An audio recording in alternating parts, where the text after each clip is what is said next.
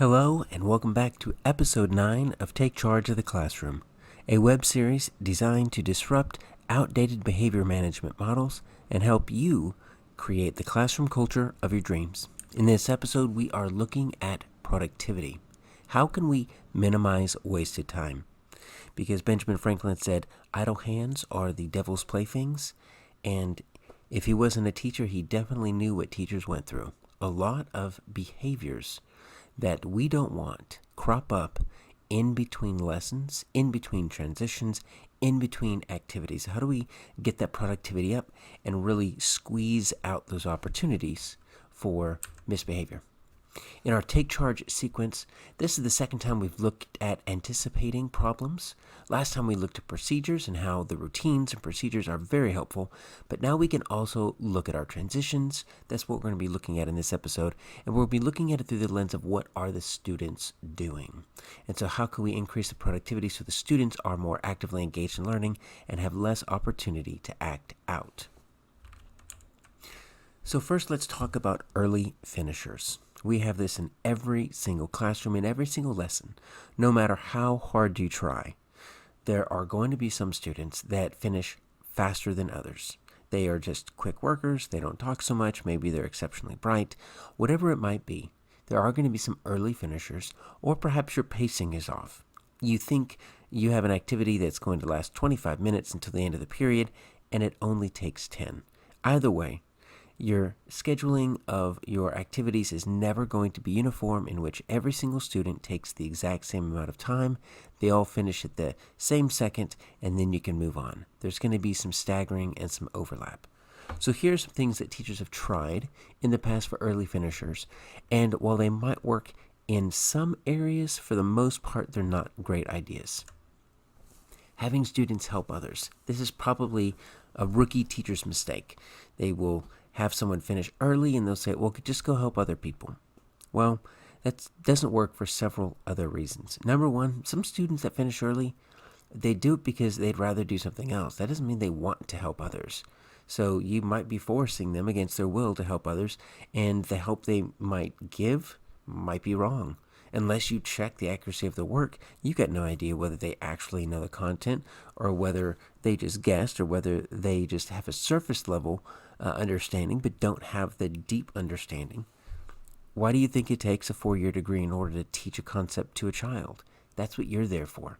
So helping others might seem like an easy idea, but it causes a lot of problems, a lot of talking, a lot of misinformation. Sometimes you have to spend as much time babysitting the helpers as you do helping others, and sometimes their information is just simply wrong, or others, they just start situations that wouldn't have existed if they weren't helping others. Sometimes you might have them do administrative tasks.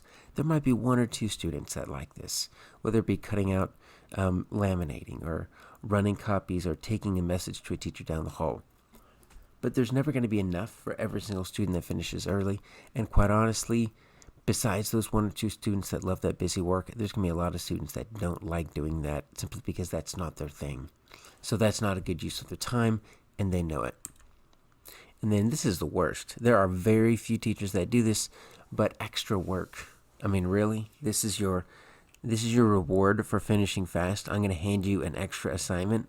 Trust me, if I knew that was waiting for me at the end of a task, I can easily take a 15-minute task and stretch it into 25 minutes if it's going to keep me out of doing extra work. So what are some options? These are just a few to get started, but there's never going to be simply one answer. What I suggest is you provide multiple options and let different students choose what's most appealing to them. So some students like activity packets. Now, this is not extra work. It's not for grade. It's going to be filled with maybe some crosswords, some mazes, some brain teasers. The thing with the activity packets is it needs to be semi-related to content, so it's not just busy work. It might be some extension activities, and they need to be big. They need to last for multiple days. A month would be fantastic. Like every kid gets one activity packet a month, and it might not last for every single kid, but you don't have time to be creating these things every single week. It's just too much time and too much paper. So you might be able to just come up with a thematic related activity packet that every student can work on if they have extra time. And it might be have some fun activities. but it's going to be something that they can have with them and they can pull out and work on if they want to. Some students like online games, if the proliferation of iPads in the classroom, Chromebooks. It's more than just the 2 student computers that most of us had back in the day when I was still in the classroom. And so there might be some opportunities for the students to extend their learning with some of the apps and the programs that we have, because even some of the learning programs are gamified. And so they might like getting on some of those. One thing to note about this is that there are some students that will rush through their work just to get onto these games, and you have to have a system to check the validity of the work. It doesn't do them any good to rush through and get everything wrong in their assignment just so they can get on one of these games. And then finally, some students just love reading. I loved reading. There are a lot of students that love reading. Just stop talking, give them a corner, give them a book, and they'll be happy. They'll stay out of everyone's hair. And quite honestly, reading is a fantastic exercise. It only helps everything about the student's education. So these are just 3 ideas. You might have some more, but just think through them. What are your students going to do when they finish their task early? That's part of classroom management, is anticipating that and having a plan.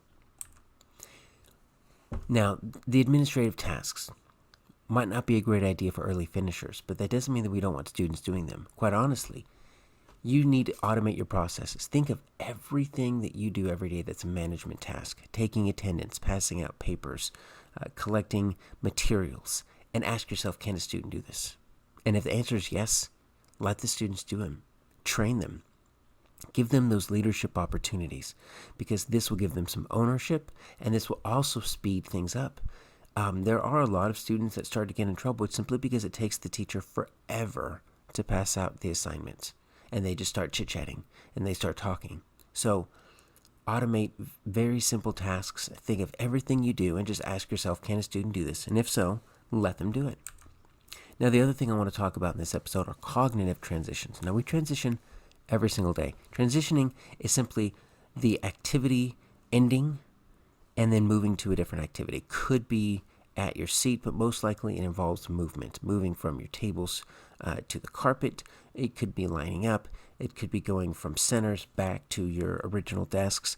There are some transitions that we have during the day, and we need students to move in the classroom, and we don't want it to be wild, so we might call them one at a time. But cognitive transitions are a way in which we can maximize our productivity because we never stop learning.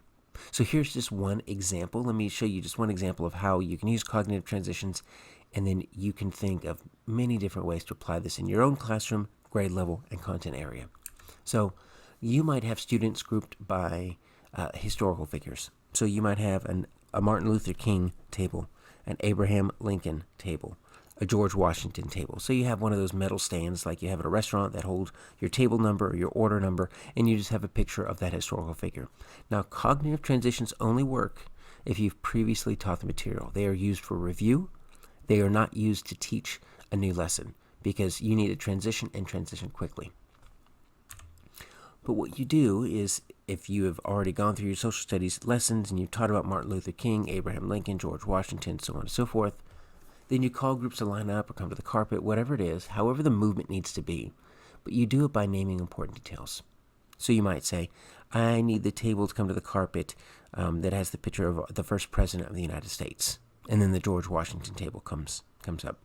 Or you might say, I need the table to line up that has the person that wrote the Emancipation Proclamation. And then the Abraham Lincoln table stands up.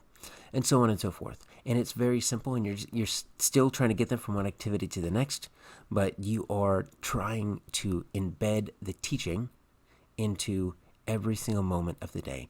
It's great for review. It keeps them on their toes, and it gets them listening. They're not talking during these transitions because they're listening for their clues. There are embedded opportunities for reteaching.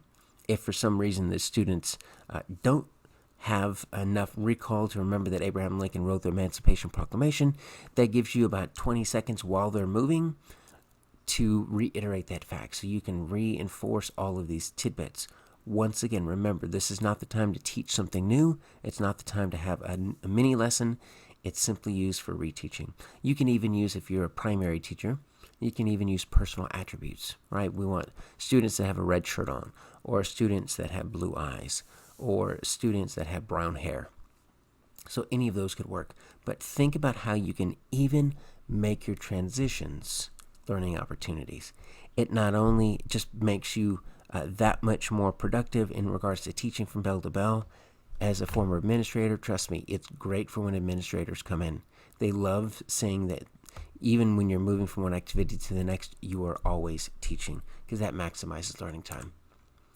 So when students forget a transition, when you've taught them and then they're not lining up correctly, or they're not putting their heading on their paper correctly, or you really hit your transitions and your procedures at the beginning of the year, but then things have kind of slid down, that's not indicative of the fact that they're rebelling against you, that they're doing that on purpose. Guys, forgetting is a natural process.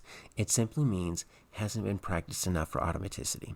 So if you need to practice it again, if you need to practice lining up again, don't do it in a method of anger. Don't do it thinking that they're doing it on purpose because they're just being rebellious. We forget. We have a lot of things going on in our brains, and we forget the exact way to do things. So if they need to practice it again, that just means that they need to practice it again without shame, without any type of fear or anxiety. It just means that we don't have it enough to where it's automatic, right? We want to get to that level of automaticity. That comes through practice and practice and practice. So just keep that in mind with your transitions. We always typically start strong in that at the beginning of the year, and by September, we've really kind of let off the gas, and our transitions start to get sloppy. And that means we simply need to pick it back up, put the foot back down, and practice again and again. So thank you for joining me for this episode. As always, you can learn more about the Take Charge book and all the other episodes on aarondaffern.com/takecharge. You can email me, or you can follow me at Aaron Daffern.